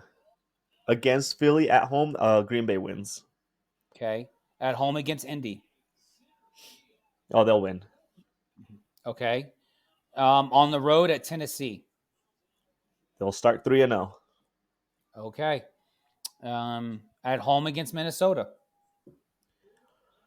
Ooh, they might start 4-0. I think they'll be 4-0. Okay. At the Rams. That'll be the one they drop probably. At the Rams Okay. week 5, yeah. Okay. At home against the Cardinals. They'll beat the Cardinals. 5-1. At home against Houston. Ooh. That's 2 young quarterbacks going against each other. That That'd is be a good a matchup. good game. Is that a Sunday night game by any chance? It's not even Wow. a primetime game. Missed That should be a opportunity there. primetime game. Stupid. Yeah. See, this is what I'm saying about last week about the schedule. They don't know what the hell is good for fans. Yeah. I'll say they'll probably put them into November, so I'll say Houston wins that one. Okay. At Jacksonville. I know the love you They'll have beat for Trevor Jacksonville. Lawrence. Yeah. At home Come to against me the next week. Lions. Ooh. Is that a rematch? Is that a rematch from last year's division The Lions? against the They're Packers? in the same division. No, against the in the playoffs. Green Bay and Detroit? Yeah, I think is that. No, I don't think so. Oh, No. anyways, No, 'cause I'll give Green it to Bay the Packers. played- I'll give it to the Didn't Packers. Green Bay played Dallas and then they played San Francisco. Oh, that's right. But I thought I was Yeah. thinking they played wild card round. Yeah, they did play No, wild. that was against Dallas. That was against Dallas. Right. Dallas was the wild card round, Yeah. and then they played San Francisco. Oh, San Francisco beat them. that's. Yeah. I was looking at the other side of the bracket. Oops. Yeah. Okay. Okay, lost so you track. Are you have tracking? Green Bay winning that one. Against the Lions, yes. Are you keeping tabs on my record? Because I lost tabs on it. Yeah. So 1, 2, 3, 4, 5, 6, 7, 8, 9. You have them 7-2 so far. Yep. You have them losing to the Rams and the Texans. Okay. Yep. Now it's the bye week. Now they go at Chicago. They'll beat Chicago. Okay, 8-2. At home against San Francisco. That's a rematch. San Francisco will get them. Okay, that's 8-3. Yep. At home against Miami. No, they'll beat Miami. Did you pick Miami to win Okay. this? No, you beat the. No, I picked Green Bay to win that. Okay, yeah. So we're on the same Yeah. page on that matchup. So 9-3. Yep. At Detroit Thanksgiving game. They'll split with Detroit. Detroit will win the Thanksgiving game. 9-4. At Seattle. Seattle, I don't think is as good as we think they're going to be. So I think the Packers Okay, will so win. 10-4. Okay. Yep. At home against the Saints. Dang. All the love I give Dallas. Okay, you should throw me Yeah. in there. Just throw you a bone in the form of a big L-shaped bone. How about that? That's fine. So what is that? That is 11? 11-4. Yep, 11. Yeah. At at the Vikings. They'll probably split with the Vikings too. Vikings will figure something out and split with them, so they'll take an L. 11-5. Okay. Yep. And they finish the season at home against the Bears. The Bears might sneak a win, not because they're gonna figure things out, but because I don't know that the Packers are gonna have much to play for. Playoffs. Yeah, I don't think they'll have anything to be playing for. So, F it. I'll say the Bears will lose that game. Wow. Okay. Yeah. 11-6 for Green Bay. That's not Wait. Did I say the Bears that's lose that game? Bears win that game. You said the Bears win that game. win. So 11-6. That's Yeah, it. That's a Green Bay record. Yeah. That sounds right. I wouldn't be surprised if they go 12-5, but 11 is what I would expect them to land. Now, I was very Just for note, Green Bay starts with a primetime game. Then they have 4 weeks in a row where they have a primetime game. That's crazy.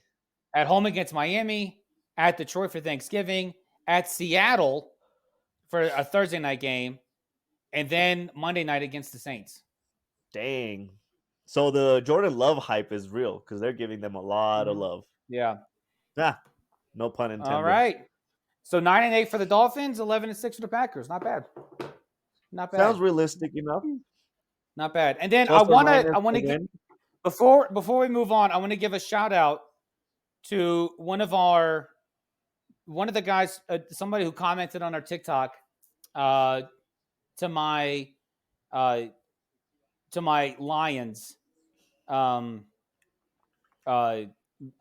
Rushmore, Rico S94. WTF, are you serious? Matthew Stafford was one of the toughest SOBs to play the game, and Night Train Lane was revolutionary ahead of his time. Get your crap together. 100% agree. I replied to him. I said, I love the outrage. Rico, keep commenting on these videos, please. I'm assuming you're a Lions fan. Or maybe he's just a realistic football fan. I sat here and told you the same thing. I told you Stafford deserved to be up there. Let's be honest. Hey, Roman Gabriel was a great non-Lion. Okay. Now that you know he's not a Lion, you could have easily put Stafford in there. No, so I love the outrage. I love it. I truly do. This is probably my favorite segment that we do, is because it invites so much criticism from the outside, and I enjoy it very much so. So keep commenting on the TikToks, comment on our Instagram, comment on our YouTube, please. So let's move on to our next segment. You know what the music means. It is time for everybody's fix of 6. Quick, shotgun style, what you need to know that has happened in the sports world. Yes. Manny, kick us off. Manny's number 3. The location for the NFL draft for 2026 has been announced, and the lucky winners is Pittsburgh, Pennsylvania. I can't say I'm impressed by that, especially following it up with the great Detroit, and then we're going to be going to Green Bay. Green Bay is not a very big city, but I can see their football fandom being strong, so I expect that to be a good crowd. And then going to Pittsburgh, I'm not impressed. Kudos to Pittsburgh for getting lucky enough to host it, but I guess I'll just leave it at congratulations. Number 2, the NFL has announced that they will be using optical tracking for their yardage rulings in the preseason games this year, in hopes for them to incorporate it into the regular season games this year. That makes me happy. I am tired of, sorry, no offense, old guys trying to see where the hell the chain link is compared to where the ball they think landed. If there is some sort of technology that we could bring into the NFL world that's part of the 21st century everywhere else in the world, more power to it. I don't want to see any more little 4x6 flashcards, none of that. Give me technology, give me up-to-date reading of where the football's at. And lastly, shout out NHL playoffs. The Stanley Cup's first 2 rounds were the most watched playoffs rounds in NHL history. The teams are getting better. The teams are more competitive and more. It's not dominated by a select few. And we had a few game sevens, a few game sixes, and all these games were exciting to watch. So it makes sense that it's the most watched ever. Congratulations to the NHL for finally establishing themselves as the marquee sport, part of the four main sports in America. Yes. Go hockey. Woo. Your JB's fix of 6. Number 3. We'll go with LSU baseball. It's about damn time LSU starts playing LSU baseball. I was hoping once the SEC tourney started, LSU would wake up. Jay Johnson would do something, give this team some smelling salts, something to wake them up to be the beast, the monster, the paramount of college baseball that they always have been. And I got to tell you, the first 2 games of the SEC tourney, Georgia takes a loss 9-1. LSU beats Kentucky today. They mercy rule them 11-0. And this is, I got to tell you, the second round is double elimination. They're going to play the winner of South Carolina and Arkansas. But if I'm any team, I don't want to play LSU. I wouldn't want to. And that makes me so happy to say, because I haven't been able to say that all freaking season. So please, GEAUX Tigers, let's go. Let's go. Let's run through the tourney. Let's go. Let's run through Omaha and let's take another title. JB's fix of 6. Number 2. Why are we even talking about who's going to coach the Lakers next season? I see headlines out there. LeBron doesn't have a hand on this. The crap he doesn't, okay? The fact that we have 3 top names considered to be the next head coach, we all know it's JJ Redick, okay? Homeboy has a podcast with LeBron James, all right? It's going to be JJ Redick. Why? What are we doing here? All right? There's no Rooney rule you have to satisfy. Just hire Redick and get the whole charade over with. And JB's number 1 fix of 6 is the St. Louis Cardinals City Connect uniform. What are we doing now? I don't even understand what these things are anymore. The Lou, okay, I can get behind that. But then the STL on the hat is a different font. It's not even the same font as the jersey. And then it took me 3 times to figure it out. But if you look at the jersey, it looks like it's got some barbed wire coming up. Are people in St. Louis prisoners? I would say the fans of the Cardinals are prisoners the last few years, especially when you sign Ollie Marmol to an extension because, reasons. But this City Connect jersey is just ridiculous. And I don't understand where it comes from. People are trying to get too cute now, and it needs to stop. Just connect the uniform to the team in a way that makes sense. But as a Cubs fan, I love it because it's wretched, it's ugly, and it's beautiful to my eyes because even Cardinals fans don't like it. And Cardinal players don't like it either. And that is our fix of 6. I have a honorable mention. I have an honorable mention for our fix of 6, JB, because it is something that I think we're going to get called out for not bringing up. Harrison Butker's comments have not sat well with a lot of people. And I'm not going to sit here and judge what he has said or how his comments sit with me. But I do want to acknowledge what Patrick Mahomes has come out and said about him. He said he doesn't agree with everything the man says, but that he is deep down a really good person. Hey, you know what? Way to walk the fence on your comments for your teammate. Hey, a lot of people's butts are sore from sitting on the fence, okay? But listen, I have no problem with what Harrison Butker said. He went to a Catholic college and said things that line up with the Catholic tradition, values, and virtues. I have no problem with anything that he said. I don't. I do. Mainly because he's allowed to say these things. He's allowed. And I honestly bet 90% of what he said, I've got no problem with. None. I have a problem with it, I've but got I was no calling problem it with an the honorable content. mention because we could discuss this for an additional time. But I was just mostly bringing it up as the fact that Patrick Mahomes has come out and simply played wishy-washy with the conversation that they don't know how to handle. No. PRs, No. PR reps have told them don't address it in a way that creates more problem. No. We can obviously see that. No. And then, but here's my problem with this. Okay, I'll go in this little rant. Okay, here's JB's rant for the episode. The NFL has no problem turning a blind eye and saying absolutely nothing about these players who allegedly rape women, who father these children out of wedlock. Hell, Antonio Cromartie has fathered half the children in this country with, I don't know, like 30,000 different women. No one said a damn thing about it. The NFL certainly didn't come out against him. These guys have allegedly murdered people or helped set up murder. Hell, one of them's in the Hall of Fame right now because they're like, oh, he's a really good ball player, though. Like, it boggles my mind that the NFL would even have to say anything. For one, who gives two craps about what you have to say, NFL? Who cares? Colin Kaepernick has done nothing but trash your league for years, and you've done nothing but try to get him back in the league.